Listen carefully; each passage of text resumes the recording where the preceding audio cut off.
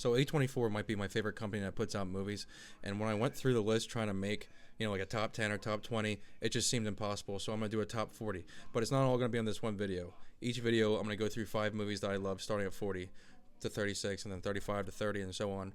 And then we're going to get down to my top 10 and see what the best A24 film in my opinion is. And I know that my opinion for the most part is going to be completely different than what yours is. Because if you're familiar with A24, you know these are very divisive films, and it really does separate fans and critics, fans against fan, critics against critic. But you know what they do? They get everyone talking. And that's why I love these movies. They're very artistic, they're well thought out, and whether you like them or not, you got to give them credit. If you go on Rotten Tomatoes right now, and you click on a random A24 movie, chances are the critics are going to give it a 92%, and the fans are going to give it like a 50. Don't trust the audience. Watch the movie. If you like artistic films, you'll probably end up liking the movie. Okay, so let's start off with number 40. Kicking off this list is Slow West, with Michael Fassbender as a bounty hunter who offers his services as a bodyguard to a naive Scottish teen to find the love of his life in the 1800s Colorado. This is a fresh take on the Western, especially modern Westerns. It's good, and the only reason it's at number 40 is because I love Westerns. That's a long list. I don't think this would crack the top 10. Not saying that's bad. I have many in that list as well, but this is a good one. I wanted to at least include it in here, and Ben Mendelsohn's in it, and he can't go wrong with him. Coming in at number 39 is Enemy, starring Jake Gyllenhaal, and this is directed by Denis Villeneuve. It's earlier on in his career, and although this is not one of my favorites by him, I still find it very unique, especially the premise. Jake Gyllenhaal discovers a doppelganger who's an actor, looks just like him, so he kind of just investigates and gets into his personal life. Things get weird, as things do in A24 movies, but it's a thinker. It makes you think, like what's really going on in this movie, this psychological effect between these two men and their relationships with their significant others. It's a really good character study, and it's definitely worth a watch. At number 38, we have A Different Man, a movie just came out last year. One of 2 great performances from Sebastian Stan.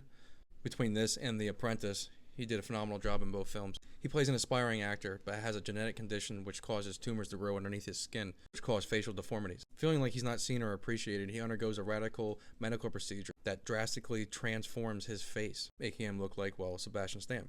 Things seem great at first, until someone comes along that looked just like him, played by Adam Pearson, who actually does have this genetic condition in real life. Absolutely kills the role. He's phenomenal as well. Everybody loves him off the bat, and then you see the insecurities coming from Sebastian Stan's character flowing back as if they never really left in the first place. It's a good film, and I think it teaches us a good lesson about self-worth and how you have to respect yourself before others can respect you in the first place. Here we got number 37, Come On, Come On. It feels weird putting it at this spot because I thought this movie was just really something. Joaquin Phoenix, who is always sensational, thrives in this film. He just thrives in this role as an uncle who develops a nice relationship with his young nephew. It's just a heartfelt, bittersweet story. It's slow moving, but the story alone and the chemistry between these 2 actors will keep you interested and involved the whole way through.